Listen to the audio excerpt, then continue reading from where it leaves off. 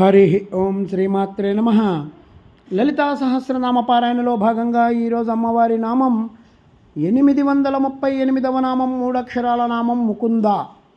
ఈ నామంతో అమ్మవారికి నమస్కారం చేసుకున్నప్పుడు ఓం ముకుందాయ నమః అని చెప్పుకోవాలి. ముకుంద ముకుంద అంటే శ్రీకృష్ణుడు. విష్ణువుకు కూడా ఈ పేరు సరిపోతుంది, కానీ ముక్తిం దదాతి ఇది ముకుంద. ముకుంద అంటే మనకి కృష్ణుడే గుర్తుకు వస్తాడు. అందరినీ ముక్తి ఇచ్చినటువంటి అవతారం ముకుంద. కదాచిదద్య లలిత పుంరూపా కృష్ణ విగ్రహ అని గోపాల మంత్రాలను చెప్తూ తంత్రరాజం అనే గ్రంథం ఈ ముకుంద నామాన్ని వివరించింది. లలితాదేవికే అందరినీ సమ్మోహింపజేయగలిగినటువంటి శక్తి ఉంది.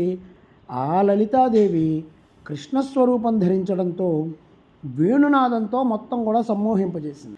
లలిత అమ్మవారి శక్తులందరూ వచ్చి ఆ తల్లి చుట్టూ చేరిపోయారు.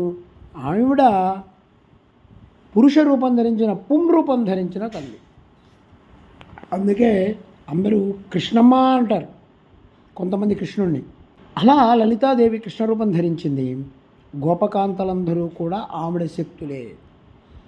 భాగవతంలో గోపికా మధ్యంలో ఉన్నటువంటి కృష్ణ పరమాత్మ అష్టావరణ మధ్యంలో ఉన్నటువంటి బిందువు దగ్గరున్న అమ్మవారినే గుర్తు చేసుకొస్తున్నాడు. ముకుంద అంటే కృష్ణ స్వరూపిణి అని ఇంకొక అర్థం ఉంది. ముక్తినిచ్చే తల్లి ముకుంద అని చెప్పుకున్నాం. ముక్తినిస్తోంది అంటే అది అమ్మే.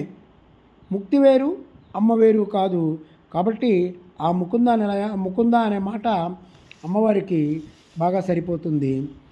అలాగే కుబేరుడికి సంబంధించినటువంటి ఒక నిధికి కూడా, ఒక విధమైన మణికి కూడా ముకుంద అనే పేరు ఉంది. దేశకాలాత్మకమైనటువంటి నామరూపాత్మకమైనటువంటి సృష్టి స్వరూపుడైన ముకుంద ఇది నామసూచితమైంది. ముక్తిని ప్రసాదించింది అని చెప్పి ఈ నామానికి మనం అర్థం చెప్పుకుంటూ ఓం ఐం హ్రీం శ్రీం ముకుందాయ నమః, ఓం శ్రీమాత్రే నమః, ఓం శ్రీ మహారాజ్ఞే నమః, శ్రీమత్సింహాసనేశ్వర్యే నమః.